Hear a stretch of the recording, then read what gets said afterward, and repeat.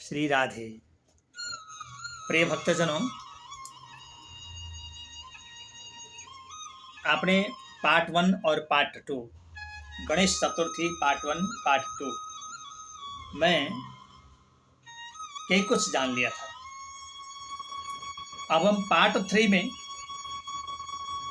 बस इसका संपूर्ण निचोड़ बताने जा रहे हैं, और जिसको सुनने के बाद जिसने आज के दिन चंद्रमा को देखा उसका दोष पूर्ण रूप से निवारण हो जाएगा।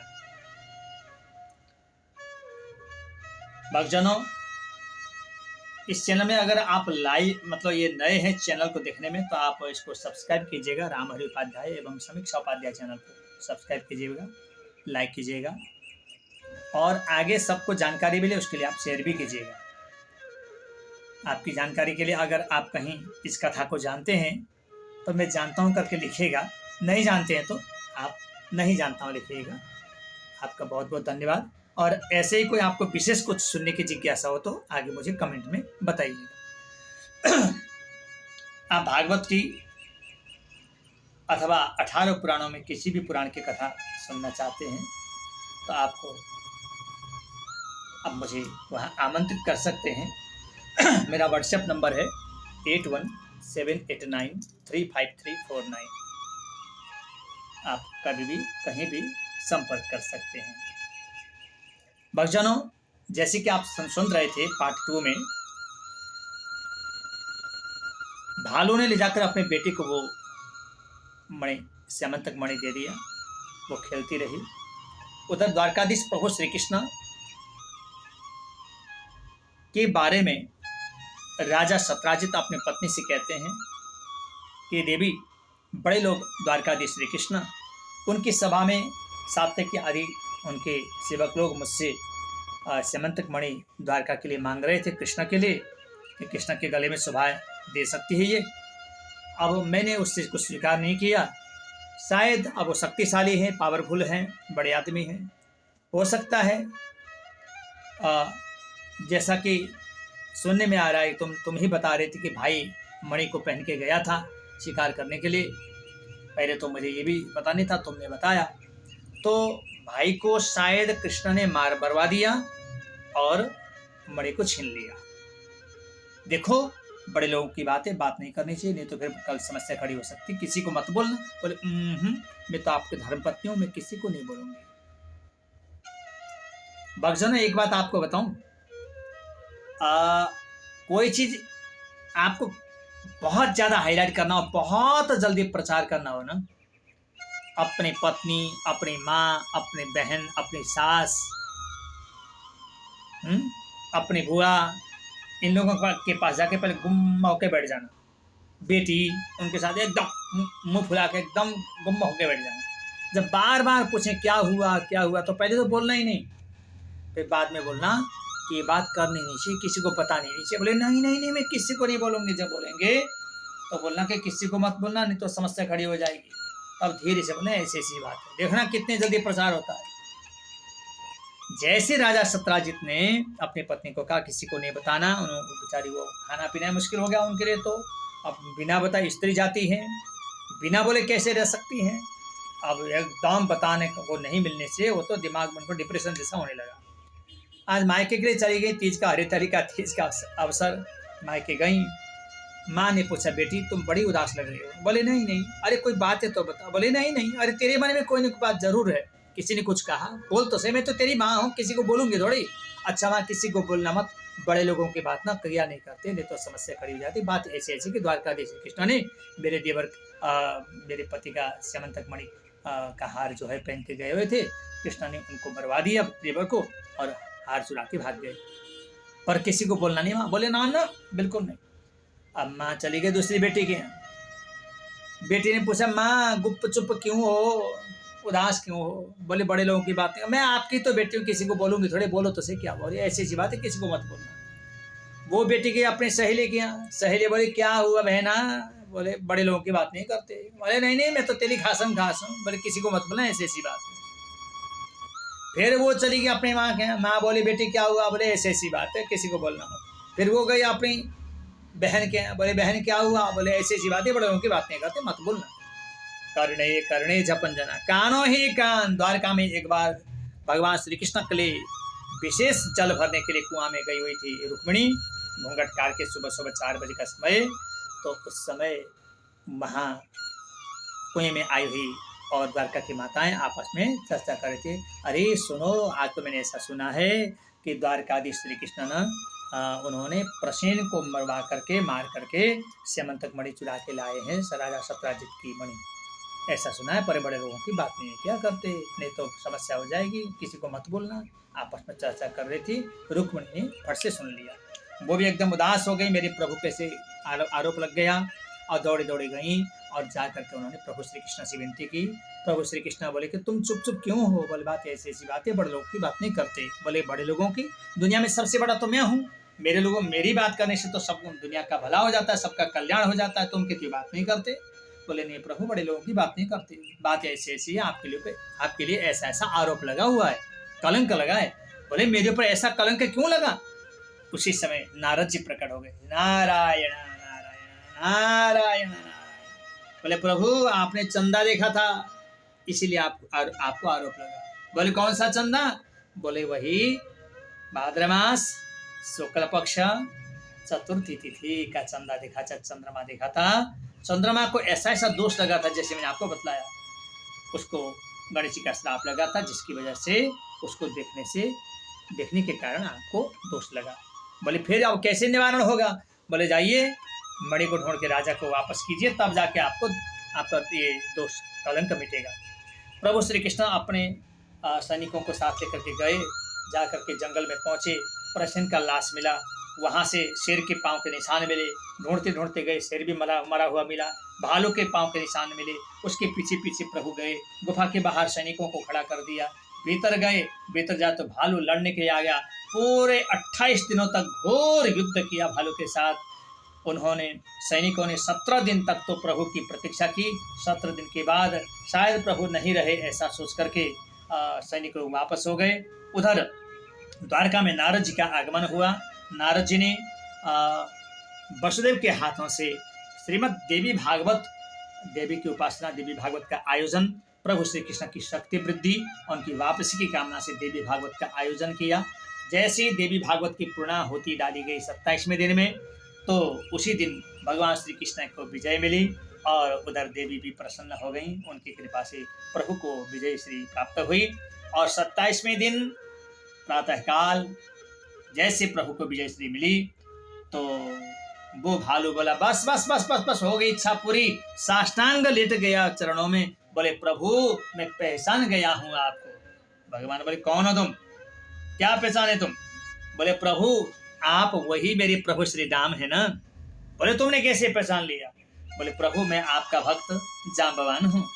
प्रभु जब लंका में आपने चढ़ाई की हमारी सेना के बानर सेना के साथ, मैं भी साथ में था, तो वहां पर मेरे टक्कर का कोई योद्धा था नहीं। मेरे टक्कर का एक था रावण, जिसके साथ मैं युद्ध कर सकता था, उसको हरा सकता था, परंतु उसके साथ आपने ही लड़ाई करनी थी। आपके लिए आपने युद्ध किया, आपने मार दिया, तो मेरे साथ मेरे बराबर के टक्कर का लड़ने वाला कोई था नहीं। तो मेरी बाजू में बड़ी खुजली मच रही थी। जब वहां से हम लोग वापस आए युद्ध जीत करके अयोध्या में, आपके साथ रहने लगे, आपने एक दिन हम सब बानरों को भालू में मतलब सब लोगों को मिला करके आपने अपनी सेना के पुराने सैनिकों को, हनुमान आदि सबको बिठा करके पूछा कि तुम लोगों को क्या चाहिए, वरदान मांगो। तुमने बहुत सेवा की है। किसी ने कुछ मांगा, किसी ने कुछ मांगा। हनुमान ने आपके चरणों की सेवा मांगी, भक्ति मांगी, अथवा धन्यता, दुख, दरिद्रता मांगी, कष्ट ही कष्ट मांगा हनुमान ने। सबने अपनी अपनी चीजें मांगी खुशी की। मेरी बारी आई, प्रभु ने कहा हे जांबवान तुम बोलो, हे ऋक्षराज तुम बोलो तुम्हें क्या चाहिए। तो आपने बड़ा सम्मान दिया मुझे। मैंने आपसे कहा प्रभु मेरी बाजू की खुजली नहीं मिटी, इतना बड़ा युद्ध तो हुआ, लंका को हम लोगों ने जीता, परंतु मेरी बाजू की खुजली नहीं मिटी। बाजू में बड़ा दम है, परंतु लड़ने वाला दुनिया में कोई नहीं। प्रभु ने कहा फिर? बोले आपके साथ तो 2-2 हाथ हो जाए, मेरी खुजली मिट जाए। अब मैं भी भोले भालेपन से बोल दिया। आपने कहा तुम मेरे सेवक हो, मैं तुम्हारा स्वामी हूँ। स्वामी और सेवक में युद्ध संभव नहीं है जांबवान, इसलिए इस बार तो तुम्हारी इच्छा पूरी नहीं होगी, तुम इसी रूप में रहोगे, परंतु मैं दूसरे रूप में अवतार लेकर के आऊँगा, द्वापर युग में मैं कृष्ण रूप में आऊँगा, उस समय तुम इसी रूप में अपने गुफा में रहते रहने मेरी प्रतीक्षा करना। उस समय जब स्यमंतक मणि को ढूंढने के लिए मैं आऊँगा, तुम्हारे पास किसी कारण से स्यमंतक मणि पहुँची होगी और मुझे कलंक लगा होगा, तो उसको मिटाने के लिए जब मैं स्यमंतक मणि को ढूंढता हुआ आऊँगा तुम्हारी गुफा में, तुम्हारे साथ मेरा जबरदस्ती युद्ध हो जाएगा, तुम्हारी खुजली मिट जाएगी। जिस दिन खुजली मिटेगी तुम्हारी, समझना मैं हूँ, पहचान लेना। बस प्रभु आज मेरी खुजली मिट गई है, बाजू थक गए, मैं हार गया हूँ, बस आपके चरणों में प्रणाम करता हूँ प्रभु। पहचान गया आप मेरे प्रभु श्री राम हो, मेरे भगवान हो, मेरे रघुराज हो, मेरे अवध नरेश हो। मैं आपके चरणों में कोटि कोटि प्रणाम करता हूँ भगवान।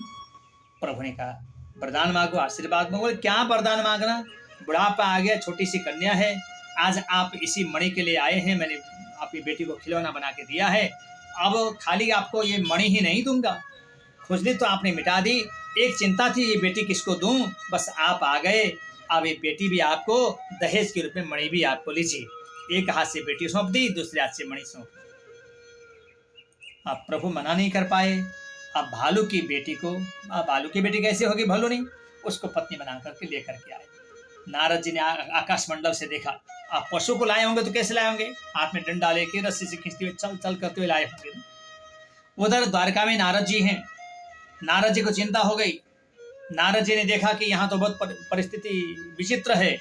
अब भालू की बेटी कहाँ कहाँ रुक्मिणी लक्ष्मी, रुक्मिणी का स्वरूप और भालू की बेटी का स्वरूप, कल जाकर के भगवान तो ये भालू की बेटी को तो अन्याय करेंगे, इसके प्रति भगवान का आकर्षण होगा नहीं, तो भगवान इसके प्रति इसको उतना प्यार नहीं देंगे जितना रुक्मिणी को देते हैं, इसीलिए इसको अन्याय नहीं होना चाहिए, उसको भी उतना ही प्रेम मिलना चाहिए। ऐसा जान करके रुक्मिणी के पास ही दग गए नारद जी। रुक्मिणी बोले आइए नारद जी। बोले क्या आइए, आज तो बहुत गड़बड़ हो गया। बोले क्या हुआ नारद जी। बोले ऐसा हुआ कि देखो रुक्मिणी, आज आपके पतिदेव आपकी सौत लेके आ रहे हैं। बोले सौत, अब स्त्रियों में आपको पता ही है कि सौत का नाम सुनते पहले तो झटका खा जाती है, और फिर दूसरे नंबर में फिर उनको यही चिंता होती है कि चलो सौत आ भी रही है तो सौत कितनी सुंदर है, मुझसे ज़्यादा ना हो, कम सुंदर हो, क्योंकि मुझसे ज़्यादा सुंदर होगी तो मेरा पति उसकी ओर चला जाएगा, ज़्यादा आकर्षित हो जाएगा। इसलिए उनकी दूसरी इच्छा जब यही होती है, अगर सौत आएगी ही पता चले, निश्चित हो जाए, तो उनको यही इच्छा होती है कि मेरे से ज़्यादा सुंदर ना हो। बोले अच्छा, मेरी सौत आ रही, मेरी बहन आ रही। नारद जी कितनी सुंदर है वो। नारद जी ने उल्टा बोल दिया मजाक मजाक में कि हे रुक्मिणी जी, उसकी सुंदरता के सामने आपकी सुंदरता तो सूर्य के सामने दिया दिखाने की भांति है। अच्छा, बोले हाँ, तो फिर अब मैं क्या करूं, अब तक प्रभु उसी के ऊपर और ज्यादा झुकेंगे, उसी की ओर अट्रैक्ट हो जाएंगे। नारद जी बोले एक मंत्र देता हूं, उसका जाप कीजिए। बोले ठीक है, बस मंत्र दे दिया। उस मंत्र का अर्थ यही है कि हे प्रभु, मेरी इस मंत्र के प्रभाव से मेरी बहन, मेरी सौत जो जाम्बवती आ रही है, मुझसे ज्यादा सुंदर ना हो, मेरे ही बराबर सुंदर हो जाए। हे प्रभु, जाम्बवती मेरे से ज्यादा नहीं, मेरे ही बराबर सुंदर हो जाए। हे प्रभु, जाम्बवती मेरे से ज्यादा, उसका नाम है जाम्बवती, जो जाम्बवान की बेटी है, भालू की बेटी, तो जाम्बवती मुझसे ज्यादा नहीं, मेरे ही बराबर सुंदर हो जाए। उधर वसुदेव जी देवी भागवत की कथा सुन रहे हैं और उधर बहुत मंत्र जाप कर रही हैं, और तब से लेकर के जाप करते करते करते करते करते करते जब तक प्रभु आए तब तक जाप करती रही। जैसे ही प्रभु ने जाम्बवती को लेकर के आए, द्वारका के सीमा में प्रवेश किए, द्वारका की सीमा में प्रवेश करने से 3 पांव जब बचे थे, तो वहां पर जाम्बवती के गले में रस्सी और प्रभु के हाथ में छड़ी थी, चल चल करके ला रहे थे ना, पशु की तरह धकेलते हुए। प्रभु के हाथ से छड़ी गायब हो गई और जाम्बवती के गले से रस्सी गायब हो गई। जब 2 पांव रह गए द्वारका में प्रवेश करने के लिए, तो जाम्बवती एकदम मनुष्य के रूप में प्रकट हो गई, और जैसी द्वारका की भूमि में जाम्बवती ने स्पर्श किया, स्पर्श करती परम सुंदरी लक्ष्मी जैसी, रुक्मिणी जैसी परम सुंदरी हो गई। अब तो घूंघट काट के परम सुंदरी मेकअप सेकअप के साथ बस द्वारका में प्रवेश किया। अब रुक्मिणी खिड़की में से ऐसे करके देख रही है, देखो तो सही कितनी सुंदरी है। जब पता चला वो मेरे से ज्यादा नहीं मेरे ही बराबर सुंदर है, तो आरती की थाली लेकर के बाहर आई और दोनों दंपति का उन्होंने आरती उतारा।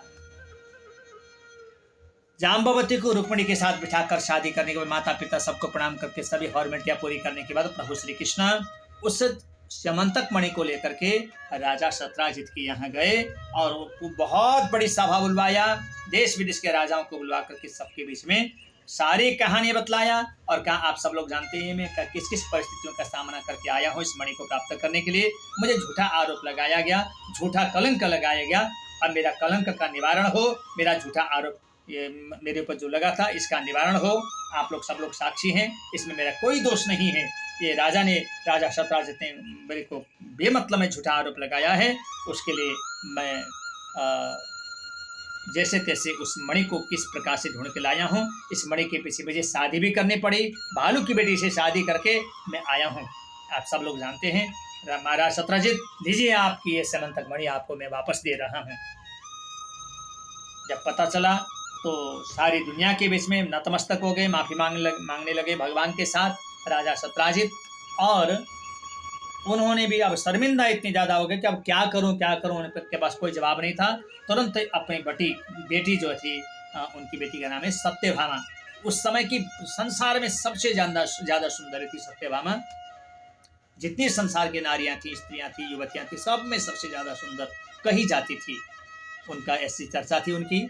उन अपनी बेटी सत्यभामा को आगे रख करके वहीं मंडप बना करके सारे राजाओं के बीच में ही वहीं पर प्रभु को भी बिठा दिया। प्रभु, मुझसे गलती हो गई है, मेरी बेटी का कन्यादान स्वीकार कीजिए। अपनी बेटी का कन्यादान करके प्रभु को पत्नी के रूप में समर्पित कर दिया और दहेज के रूप में मणि को फिर भगवान को ही दे दिया। भगवान श्री कृष्ण ने कहा ये बड़ी कलंकिनी मणि है, इसीलिए ससुर जी, अब तो ससुर हो गए ना, महाराज जी ने, हे महाराज, हे ससुर जी, आप मेरे पिता समान हैं और आपने मुझे बेटी देकर के उपकार किया है, इसीलिए इस मणि को आपने दहेज में दिया। मैं अस्वीकार तो कर नहीं सकता, ये मैं स्वीकार कर लेता हूँ, परंतु मणि मेरे पास मेरे साथ नहीं जाएगी, आपके साथ रहेगी। मणि की आप रोज जो पूजा करते हैं विधि विधान से, ऐसी पूजा हमसे वहाँ हो भी नहीं पाएगी। इसलिए आप बुजुर्ग हैं, आप जानते हैं विधि विधान, आप रोज इसकी पूजा यहीं कर लिया करें और इससे जो 8 बार सोना निकलता है वो रोज द्वारका में भिजवा दिया करें। बस इतनी कृपा करें, आपका बहुत बहुत धन्यवाद, आपको प्रणाम। इस प्रकार से कहा। राजा सत्राजित परेशान हो गए, पूजा मुझे करनी पड़ेगी रोज 8 घंटे और सारा का सारा सोना उधर भिजवाना पड़ेगा, अब कोई उपाय था नहीं। स्वीकार कर लिया, ठीक है कह करके अपनी बेटी को भेज दिए और सत्यभामा को पत्नी बनाकर प्रभु श्री कृष्ण द्वारका लेकर के आए। राजा सत्राजित उसी प्रकार से स्यमंतक मणि की रोज पूजा करते रहे और सोना को द्वारका भेजते रहे। और वही द्वारका नगरी जो प्रभु की पहले से सोने की थी, अब सोने का भंडार और भरता रहा। जनता सारी दुनिया में प्रभु ने खुशियाँ के लिए, जनता की खुशहाली के लिए प्रभु ने उस धन का उपयोग किया। ऐसा विशेष प्रसंग जो भगवान श्री कृष्ण, द्वारकाधीश प्रभु श्री कृष्ण को भी कलंक लगा था चंद्रमा को देखने से। आज के दिन के चंद्रमा यानी भाद्रमा शुक्ल पक्ष चतुर्थी तिथि की पूर्णिमा, ये चतुर्थी तिथि के चंद्रमा को देखने से जो कलंक लगा, क्यों कलंक लगा और कैसे कैसे भगवान ने उसका निवारण किया, सारा प्रसंग मैंने आपको पार्ट 1, पार्ट 2, पार्ट 3 में श्रवण कराया। आप तीनों पार्ट जरूर देखिएगा, जिससे कि आपने भी कहीं चंद्रमा गलती से देखा हो तो आपको उसका निवारण करने में सहज हो। और जो इस प्रसंग को जो सुनता है उसने गलती से चंद्रमा देख भी लिया हो, उसका दोष नहीं लगता, कलंक नहीं लगता, पत्थर चोट का दोष नहीं लगता। और ये प्रसंग आपने हमसे जब यहाँ से सुन रहे हैं लाइव में, सुनने के बाद अगर आपने और किसी को सुनाया तो जिसको आप सुनाओगे उसका भी दोष मिट जाएगा। और आप नहीं सुना पाए तो उसको शेयर कर देना और बोलना कि भाई आपने दोष मिटा लो। और जो सुनता है, सुनाता है, मनन करता है, चिंतन करता है, ध्यान करता है, उसके सारे दोष मिट जाते हैं और अंततः प्रभु की भक्ति में वो संलग्न हो जाता है। बोले बाल कृष्ण लाल की जय, बोले गणेश महाराज की जय। आज गणपति बप्पा मोरया, ऐसे गणपति गणनाथ सिद्धि विनायक भगवान गणेश को हम पुनः कोटि कोटि प्रणाम करते हैं। बोले गणेश महाराज की जय, बोले बाल कृष्ण लाल की जय। प्रिय भक्तजनों, आप सभी को पुनः इस गणेश उत्सव की बहुत बहुत बधाई, बहुत बहुत शुभकामना। और साथ ही आप लोगों को एक चीज़ मैं और कहना चाहता हूँ, आगामी अक्टूबर 3 अक्टूबर 2025 से श्री राम मंदिर शिमला हिमाचल प्रदेश में श्रीमद् भागवत भक्तिज्ञान महायज्ञ का विशेष आयोजन हो रहा है। समय रहेगा सुबह 9 से 12, शाम को 3 से 6 बजे तक। आप सभी को चुल्ला न्योंदा, सादर निमंत्रणा। और वहाँ पर आपके प्यारे छोटे गुरुजी, विश्व की सबसे छोटी भागवत कथा व्यास, जिन्होंने शायद गर्भ से ही पढ़ा होगा, हम तो यही कहेंगे, 1 वर्ष की अवस्था में ही भागवत और वेद के मंत्रों को स्वयं उच्चारण किया था, पढ़ा था और प्रवचन किया था। ऐसे बालसुख पंडित नारायण हरि उपाध्याय इस समय 8 वर्ष से 9वें वर्ष में प्रवेश किए हैं। वो भी उस कथा में उपस्थित रहेंगे और अपने सुमधुर वाणी से भागवत के मूल पाठ और कथा प्रवचन श्रवण कराएंगे। आप सभी को सादर निमंत्रणा। और साथ ही 11 अक्टूबर 2025 से 18 अक्टूबर 2025 तक श्री नवदुर्गा मंदिर, मुरारी मार्केट का हॉल, माल रोड, सोलन, हिमाचल प्रदेश में पुनः श्रीमद् भागवत बांके बिहारी एवं श्रीमद् भागवत शिलालेख मंदिर निर्माण सहयोगार्थ, निर्माण के लिए भूमि चयन करने के लिए, भूमि खरीदने हेतु सहयोगार्थ श्रीमद् भागवत का अति विशाल कार्यक्रम हो रहा है। आप सभी भी उस कार्यक्रम के लिए सादर आमंत्रित हैं। समस्त हिमाचल वासी को चुल्ला न्योंदा है। आए, अपना अपना, ज़्यादा नहीं तो कम से कम 1 हाथ भूमिदान जरूर करें। 1 हाथ भी नहीं कर पाते तो 1 मुट्ठी बराबर की भूमि ही दान करें, अवश्य दान करें। भूमिदान महादान, इससे बढ़कर कोई पुण्य नहीं है इस कलयुग में। और वो भी भगवान के मंदिर के लिए। ऐसा भूमिदान करने का सौभाग्य सभी को प्राप्त नहीं होता, आप सबको प्राप्त है। जो ऑनलाइन से दर्शन कर रहे हैं, श्रवण कर रहे हैं, आप दूर से बैठे बैठे भी उसको आप भूमिदान को का सहयोग कर सकते हैं, भूमिदान में भाग ले सकते हैं। उसके लिए आप मेरे पहले दिए गए नंबर से आप संपर्क करके उसमें भाग ले सकते हैं। आप सभी को पुनः जय श्री राधे, जय श्री गणेश।